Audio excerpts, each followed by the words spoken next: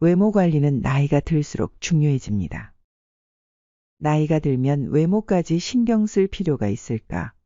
나이가 들면 그런 것들보다는 내면에 집중해야 하지 않을까라는 생각으로 이 영상을 클릭하셨을 수도 있을 것입니다. 이제부터 왜 나이가 들어도 외모를 가꾸는 것이 중요한지, 그리고 어떻게 하면 더 효과적으로 외모를 관리할 수 있는지 알려드리겠습니다. 노년기에도 매력적인 외모를 유지하고 싶으시다면 꼭 끝까지 시청해 주시길 바랍니다. 구독과 좋아요는 무료입니다. 단 한 번의 클릭으로 삶의 지혜를 더 많은 이들과 나눌 수 있습니다. 유튜브를 보다 보면 나이 들면서 외모에 너무 신경 쓰지 말고 내면의 성장이 더 충실해야 한다. 그리고 나이 들어서 외모에 과도하게 신경 쓰는 모습은 추하다라는 말 한 번쯤은 들어보셨을 겁니다. 어른스러움과 외모에 대한 집착 사이의 괴리감 또는 젊음을 유지하려는 과도한 노력이 불편함을 주는 경우도 있습니다. 그러나 이러한 생각들은 외모에 신경 쓰는 것을 낮은 수준의 행동으로 여기는 고정관념이 작용하는 것이 아닐까요?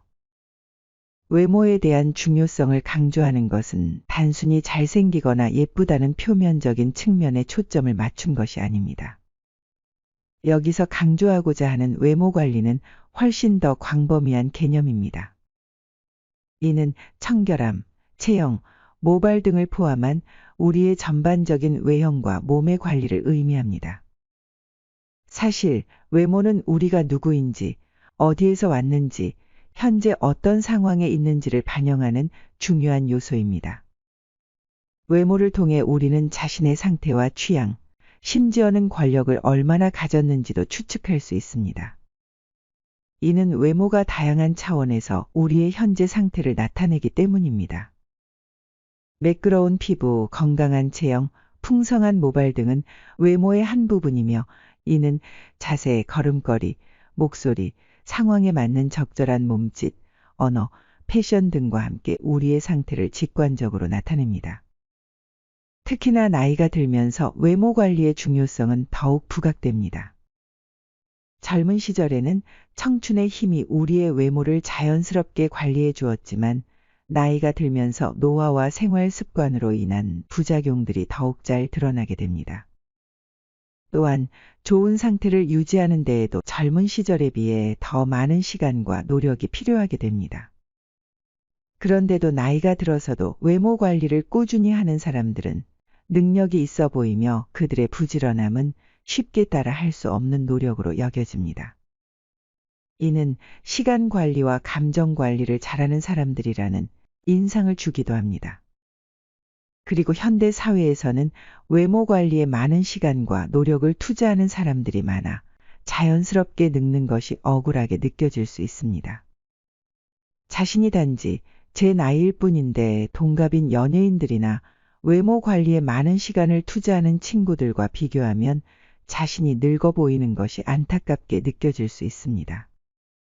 내면의 중요성을 강조하며 자연스럽게 늙어가는 것이 좋다고 생각하여 외모 관리를 소홀히 한다면 시간이 지나면서 동갑인들과 외모 차이가 점점 벌어질 것입니다.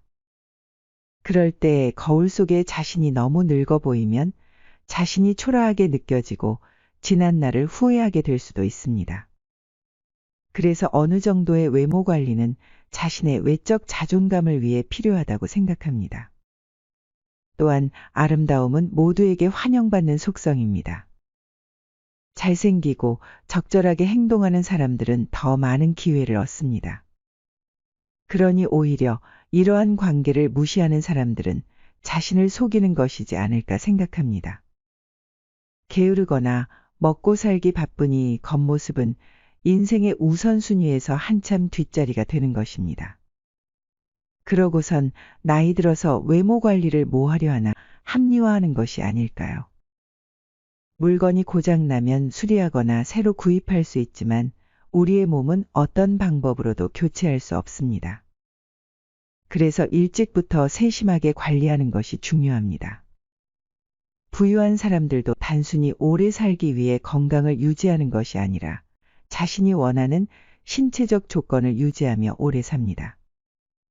상류층 사람들은 자신의 건강을 스스로 관리해야 한다고 생각하며 하류층 사람들은 건강을 선천적인 것으로 생각합니다.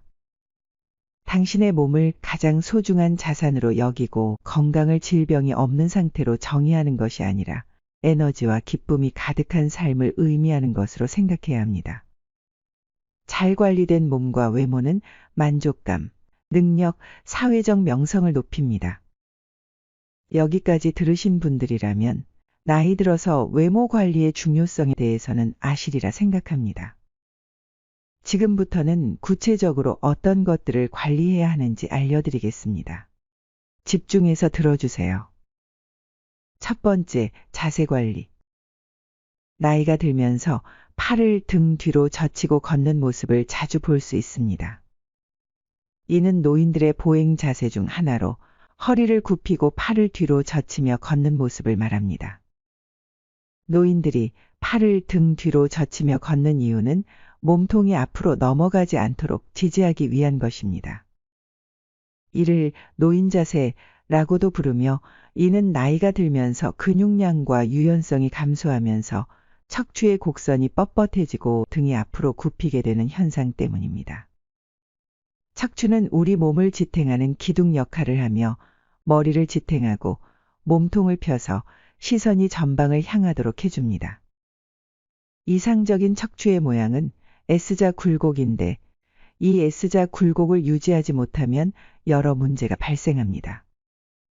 특히 나이가 들면서 척추체의 정렬이 무너지거나 허리의 유연성이 감소하게 됩니다. 이럴 때 척추를 펴기 위해 척추에 더 많은 힘이 들어가게 되고 이에 따라 척추가 머리 무게를 지탱하지 못하게 되어 등이 굽게 됩니다. 이렇게 되면 몸의 무게의 중심이 앞쪽으로 이동하게 되어 보행 자세가 변하게 됩니다.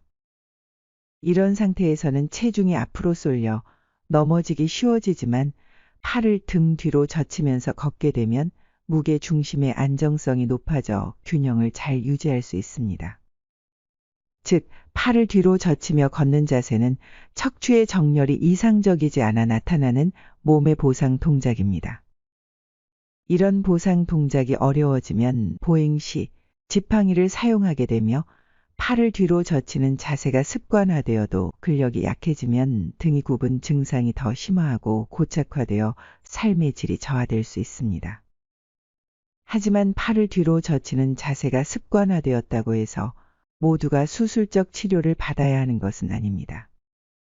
팔을 뒤로 젖히지 않으면 보행이 어렵고 요통이 동반되어 일상생활을 할 수 없는 상태라면 의료기관을 방문하여 전문의의 검사와 진료를 받는 것이 필요합니다.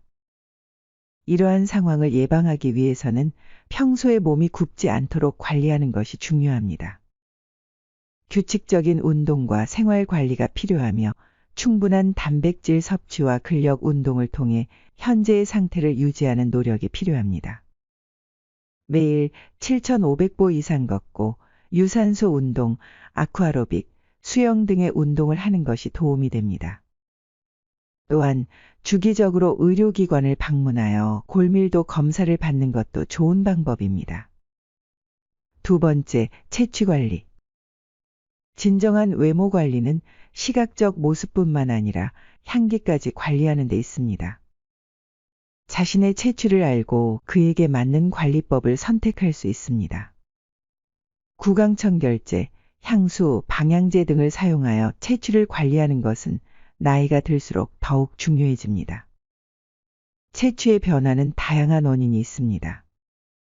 노화가 진행되면서 피부 표면의 지방산 분해 속도가 느려져 로넨알데하이드라는 성분이 쌓이게 되고 이에 따라 냄새가 발생합니다. 하지만 이를 해결하는 방법은 간단합니다. 약속이 있는 날에는 평소보다 청결에 더욱 신경을 써주면 됩니다. 샤워 시 비누로 잘 닦아주고 옷은 섬유탈취제를 사용하는 것이 좋습니다. 그리고 노년기에 접어들면 침샘의 활동이 줄어들어 입이 쉽게 마르게 됩니다. 입이 마르면 구강 내 세균 감염이 증가하여 구취가 나고 잇몸 건강에도 악영향을 미칩니다. 따라서 정기적으로 치과를 방문하여 관리하는 것이 중요합니다. 식사 후에는 구강청결제를 사용하고 입이 마르지 않도록 물을 자주 마시는 것도 도움이 됩니다. 또 요실금도 채취를 유발하는 원인 중 하나입니다. 화장실을 자주 이용하는 것이 냄새를 예방하는 가장 좋은 방법입니다. 요실금으로 인해 일상생활에 불편함을 느낀다면 병원에서 진료받는 것이 좋습니다. 세 번째, 모발 관리. 머리숱은 유전이라고 생각하고 관리를 전혀 안 하시는 분들이 있습니다. 물론 유전과 노화로 인해 머리가 하얘지고 빠지는 것은 당연한 자연의 이치입니다.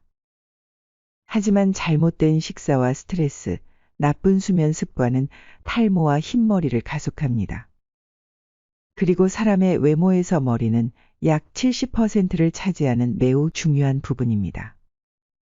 그러나 많은 사람이 피부 관리는 하지만 두피 관리를 소홀히 하는 경우가 많습니다. 시간이 지나면 모발이 없는 사람이 더 나이 들어 보입니다. 따라서 두피 관리를 평소에 잘하는 사람이 나중에 더 젊어 보입니다. 사람은 나이를 먹을수록 모발 관리는 더욱 어려워집니다. 젊은 사람들에 비해 2배 이상의 노력이 필요하다는 것입니다. 그래서 중년이 되면 모발 관리의 중요성을 강조합니다. 또 피부는 상대적으로 빠르게 회복이 가능하지만 머릿결은 많은 정성을 들이지 않으면 쉽게 회복되지 않습니다. 그렇기 때문에 평소에 모발 관리도 피부 관리만큼이나 신경 쓰는 것이 중요합니다. 나이가 들어도 머릿결이 좋고 숱이 많은 사람들은 자기 모발 관리에 큰 노력을 기울인다는 것을 의미합니다. 머리숱을 많게 만드는 방법의 하나는 올바른 머리 감기 방법입니다. 탈모를 예방하려면 두피가 깨끗해야 합니다. 미세먼지, 노폐물, 두피 각질이 모공을 막으면 가려움증, 두피 피부염이 생길 수 있고 머리카락이 많이 빠질 수 있습니다.